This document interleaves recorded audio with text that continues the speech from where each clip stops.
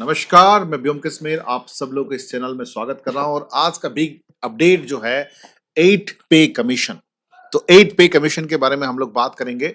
8 pay commission में सरकारी कर्मचारियों की इतनी कितनी बढ़ेगी सैलरी, उसके साथ साथ जो है किस दिन से लागू होगा। आइए बात करते हैं कि कब से लागू होने वाला है 8 पे कमीशन एग्जैक्टली, और सैलरी या जो पेंशन है सरकारी कर्मचारी का वो कितना इंक्रीज होने वाला है। देखिए, 8 पे कमीशन की बात करूं तो ये एक तरफ से कह सकते हो कि गुड न्यूज फॉर एवरीवन, हर एक के लिए। एक जब भी कोई पे कमीशन होती है, नॉर्मली हर एक 10 साल में पे कमीशन होती है। जब भी पे कमीशन होता है, नॉर्मली पेंशन हो या सैलरी हो, ये जो है इंक्रीज होता है। तो union cabinet chair by the prime minister recently approve the establishment of the 8 commission. तो हाल ही में 8 कमीशन का जो है एस्टैब्लिश, मतलब ये कह सकते हो कि अप्रूव्ड हुआ था 8 कमीशन। और अगर अगर बात करें कि नेम ऑफ द डिपार्टमेंट, तो मिनिस्ट्री ऑफ फाइनेंस के द्वारा कमीशन नेम 8 पे कमीशन। और fitment factor multiplier for the salary adjustment में बताऊंगा फिटमेंट फैक्टर क्या है अभी। देन स्टार्टिंग डे जो एक्सपेक्टेड डे किया जा रहा है कि 1 जनवरी 2026 से ये मतलब ये कह सकते हो टेंटेटिव या फिर स्पेकुलेट किया जा रहा है कि हो सकता, अनुमान किया जा रहा है। क्योंकि लास्ट टाइम 2026 में 2016 में हुआ था 1 जनवरी 2016 में, तो देखा जाए तो जनवरी 1 2026 से हो सकता है। बेनिफिट क्या हो सकता है कि 25 से 35% सैलरी हाइक हो सकती है, अलाउंसेस, उसके साथ साथ ऑफिशियल अनाउंसमेंट कोई कंफर्म नहीं है। हालांकि अभी कुछ डिस्कस करते हैं। देखो, about the 8 pay commissions, the aim to revise the salary and allowances for the central government employees in the pension। जो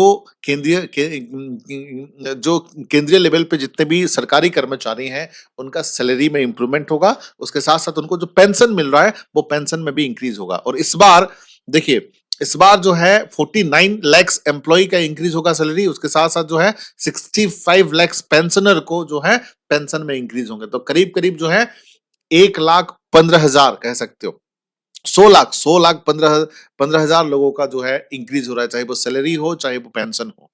और ये लास्ट टाइम हुआ था 7th पे कमीशन, कब हुआ था? 2016 में, 1 जनवरी 2016 में। और अभी 8 पे कमीशन जो है 1 जनवरी 2026 में होने का चांसेस है।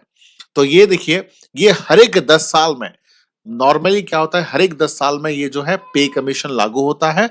And nodal agency department of expenditure और मिनिस्ट्री ऑफ फाइनेंस के अंडर आता है। ये ध्यान सकते हो, नोडल एजेंसी, ठीक है, department of agriculture and ministry of finance के अंडर। उसके साथ साथ देखो, रिकमेंडेशन ऑफ ए पे कमीशन क्या है। देखो, फर्स्ट है सेंट्रल गवर्नमेंट एम्प्लॉइज का जो है इंक्रीज हो सकता है। Those paid from the consolidated fund of India, जिनको जो है भारत का जो कंसोलिडेट फंड है, संचित निधि है। संचित निधि का मतलब क्या है? हम लोग जो डायरेक्ट टैक्स और इनडायरेक्ट टैक्स देते हैं, वहां से जितना भी कलेक्शन होता है, that is known as consolidate fund, that is the part of the consolidate fund. तो वहां से ही कंसोलिडेट फंड आती है। हम लोग जितना भी, चाहे डायरेक्ट टैक्स हो चाहे इनडायरेक्ट टैक्स हो, जो भी देते हैं वहां से ही कंसोलिडेट फंड आती है। क्लियर है पॉइंट? और एक होती है कंटीजेंसी फंड। कंटीजेंसी फंड वो डेवलपमेंटल एक्टिविटी के लिए की जाती है, ध्यान रखिएगा।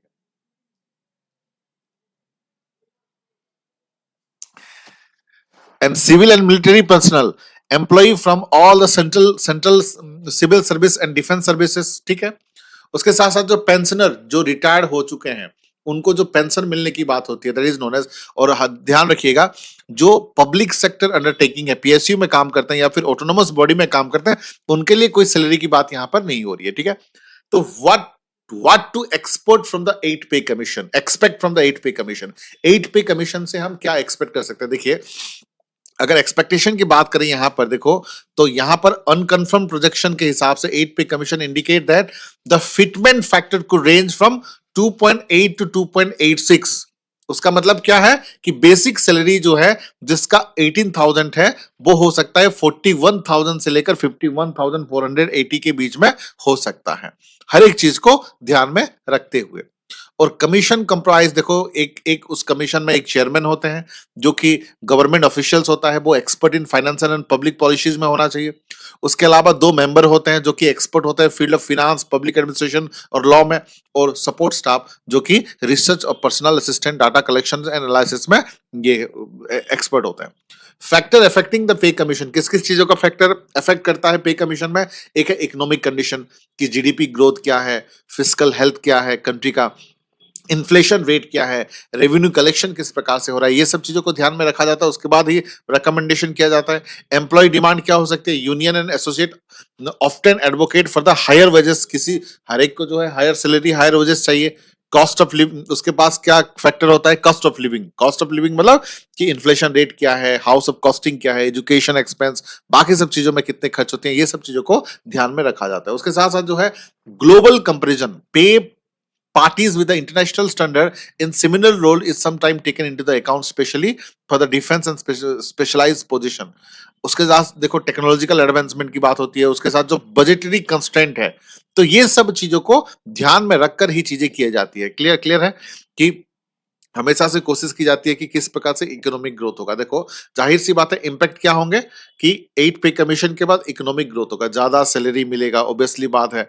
तो हर चीज में जो है, हर चीज में चाहे ऑटोमोबाइल से लेकर कंज्यूमर गुड से लेकर रियल एस्टेट से लेकर हर चीज में बढ़ेगी चीजें, तो ये अच्छी बात है। Government expenditure, implementation of the recommendation is often increase in the fiscal burden and necessitating careful budget planning। Then उसके बाद employ morale, fair and revise pay scale enhance. देखो कोई भी कहीं पर भी काम करता है, उनको अगर अच्छा काम के लिए अच्छा वेतन मिलता है, तो जाहिर सी बात है जो एम्प्लॉय है उनका मोरल इंप्रूव होता है। ठीक है, पेंशनर वेलफेयर, और उसके साथ साथ वेलफेयर के लिए हर एक एक्टिविटीज की जाती है, जिसकी वजह से उनकी क्वालिटी ऑफ लाइफ बढ़ सकता है। ठीक है, अब बात आती है 8 पे कमीशन सैलरी हाइक की बात करें। How much salary will increase in 8 pay commission, कितना एग्जैक्टली हो सकता है। देखो ये एक्सपेक्टेड किया जा रहा है, ये एक्सपेक्टेड 8 पे कमीशन में करीब करीब जो है 25% से लेकर 30% का इंक्रीज होने का संभावना बताया जा रहा है। ध्यान रखिएगा कितना परसेंट, 25 से लेकर 35% तक इंक्रीज होना, ये बहुत अच्छी बात है। उसके साथ साथ पेंशनर, जो पेंशनर को कितना परसेंट जो है इंक्रीज हो सकता है, और ये चांसेस है pensioner could increase by as much as 30%, providing retired with greater financial stability. जाहिर सी बात है पेंशनर के लिए कितना 30% के आसपास जो है इंक्रीज हो सकता है। ठीक है, आप ये देख सकते हो फिर से, name of the department ministry of the finance, name of the commission 8 pay commission, fitment factor, multiple for the salary adjustment, start date 1 जनवरी से हो सकता है, बेनिफिट 25 से 35% के आसपास हो सकता है। तो ये जो है हम 8 पे कमीशन के बारे में। तो ऐसे मजेदार वीडियोस के लिए चैनल के साथ बने रहिए और जुड़े रहिए। धन्यवाद।